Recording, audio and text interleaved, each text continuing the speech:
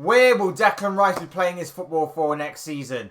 Hey guys, welcome back to the channel. Welcome to another video. Yes, today's video centres around the one and only Declan Rice, as today reports continue to snowball, continue to gather momentum as they continue to speculate on the England midfielder's future.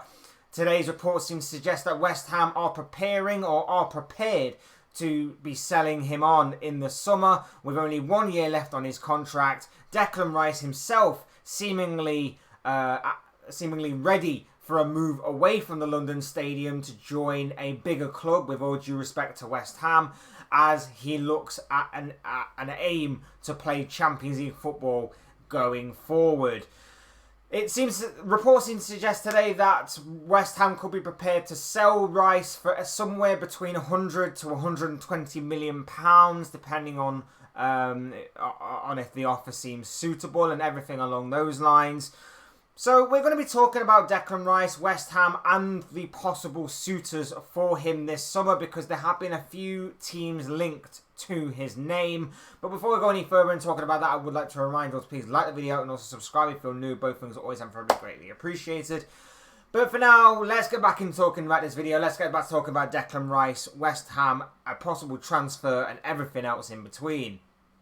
Look, we've known about this for a while now. We know that there was growing speculation surrounding Declan Rice. We know that there was a lot of talk surrounding his future, and that maybe it was time for the 24-year-old midfielder to move on from West Ham and go to bigger and better things.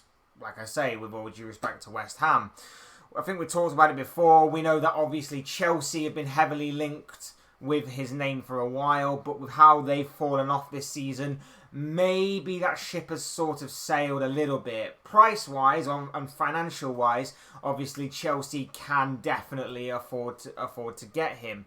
But it's about whether or not Rice sees the very ambitious project for Todd Boehly, that Todd Boehly is doing at Chelsea, as sustainable, as realistic, as right for him. And obviously there was a lot of talk about obviously his best friend Mason Mount being at the club.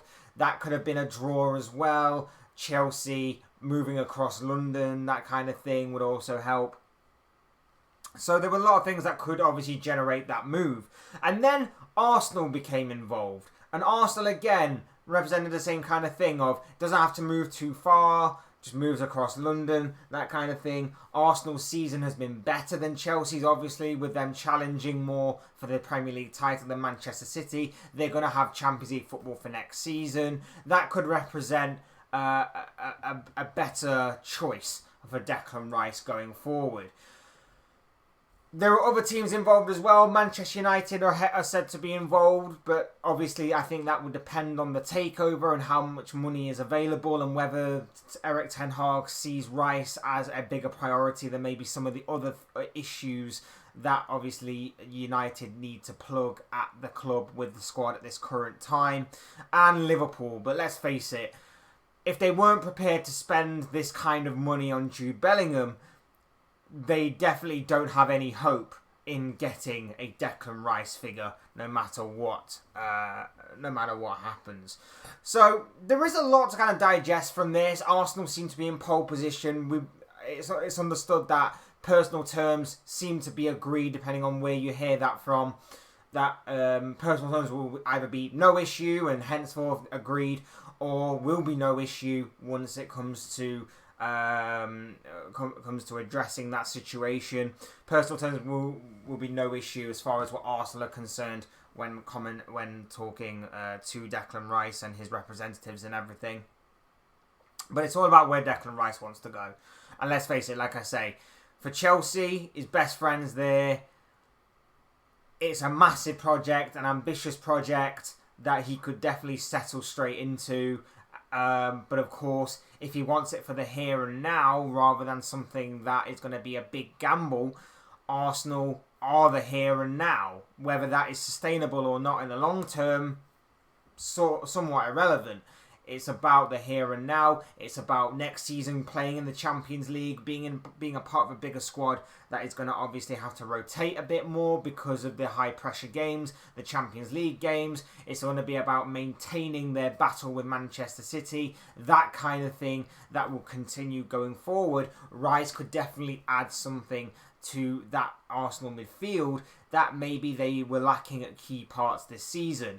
You look at the likes of Jorginho being brought in, how well he's done, despite the fact that he was a little underrated in the January transfer window when, of course, that transfer came about. Rice could be a much more longer-term solution, a player who obviously has time on his side, is experienced for the here and now, as well as the future, got a bit more potential, could still be made a better player with some better players that may be around him, and a bigger stage to present himself on, more experience, a Champions League stage, that kind of thing. But then you also look at his talent and his ability, and you see that there is a player there who's strong, aggressive, intelligent in terms of his positioning, good defender, ball winner, and also when you look at him going forward, he can offer a bit of an aerial presence, not bad from a set piece, good in the air, and just all round a pretty good midfielder. He's not going to be your most creative outlet. He's going to be the guy that wins the ball back, moves the ball on quickly, good in transition, good with the ball in the air, good with the ball at his feet, can ball carry, very well rounded midfielder.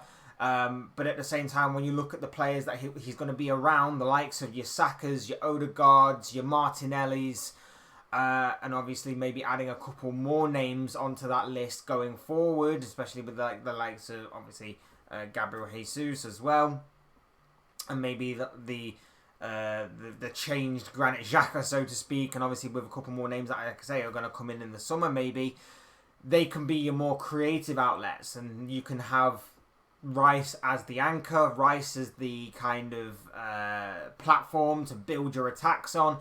He's going to be the pressing machine. He's going to win the ball up high, move the ball quickly on, and Arsenal can transition defence into attack. That is what I would imagine is going to be the plan as far as what Declan Rice is concerned if he does go to Arsenal, which, like I say, does seem to be the likely choice right now. Arsenal do seem to be in pole position. Arsenal do seem to be in a very good position, not just in terms of negotiating, but in terms of where the club are at right now, in terms of getting a player of Rice's ability and Rice's talent. It's going to be interesting, though. It's going to be very interesting to see where he goes, what happens next. I think he is a great midfielder. I've had my reservations about him in the past, but he's definitely proved me wrong.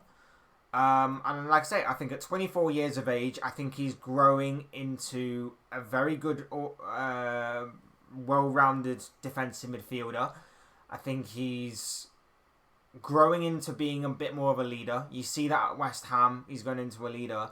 And let's face it, if he ends the season with a European trophy in the form of the Europa Conference League, which West Ham have got a good chance of winning, in my opinion, he'll have a European trophy right off the bat going into a new club, more than what the majority of that Arsenal squad has, with the exception of Jorginho, of course. No, I'm kidding. That he's definitely growing. He's growing into a leader. He's growing into a top defensive midfielder. And I think he'll be a very good asset to have as far as what Arsenal are concerned.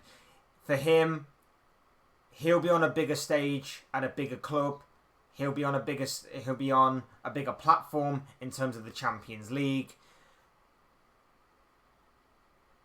He'll get to play with better players, all things considered. He slots straight into that team, no problem. He's got Premier League experience, good experience just as a footballer in general, good footballing IQ, good talent, good ability.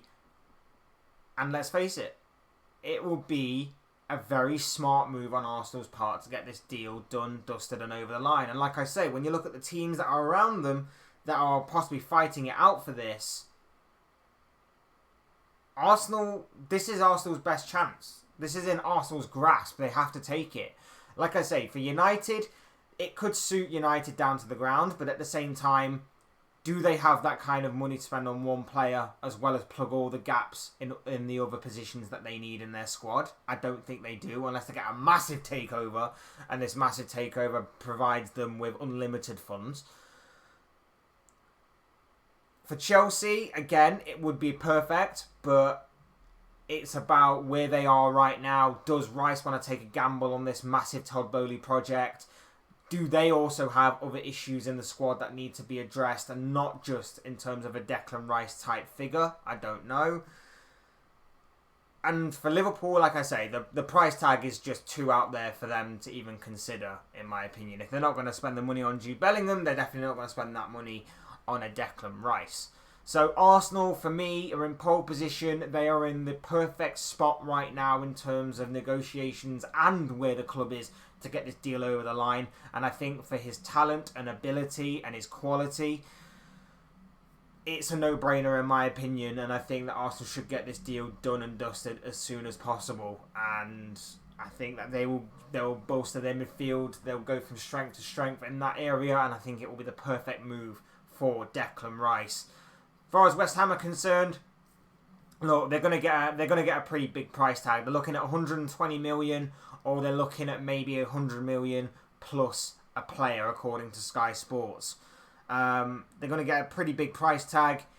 It'll be annoying to see a big player like him go, but if they reinvest it wisely, it could work out for them. Allegedly, they're looking at James Ward-Prowse, and especially with Southampton probably being relegated this season, a bargain price there wouldn't be a bad thing for West Ham to go for, I guess you'd say. So I guess that makes kind of sense in that in that way. But no, as annoying as it would be for them to lose a big player like him, I guess they already kind of felt the battle was already being lost. He does have 1 year left on his contract. There is an option to trigger another year. There is a clause to be triggered if obviously it gets that far where they can trigger another year stay for the midfielder. But it does seem like they are facing a losing battle in keeping him, and therefore have decided they should cash in on him now whilst they have the opportunity to do so, which I think for them is pretty smart. So annoying for West Ham, but at the same time, they're going to get a big price tag for him. Arsenal are going to, well, we assume Arsenal, but whoever does pick up Declan Rice this summer is going to get a pretty big player on their hands, a quality player, and a player that is going to suit their club down to the ground if it is one of these four, or should I say really 3 Premier League clubs that are seemingly going after him. But those are just the thoughts, comments, opinions, predictions, feelings, whatever you want to call it, of this guy. I want to know what you guys think. What do you make of this whole Declan Rice scenario and saga? Who do you think will sign him in the summer? Where do you think is best for Declan Rice to go? I'd love to know your thoughts, your comments, opinions, predictions, feelings, whatever you want to call it on this particular story down below in the comment section. I'm sure it'll make an interesting reading. Otherwise, hit that like button on the way up. Enjoy the video. Subscribe if you're new and want to see more content like this. Both things always and forever greatly appreciated. And as always, thank you all so much for watching and listening. I've been Fletch. This has been another Fletch Talks video, and I will see you all again soon in another video.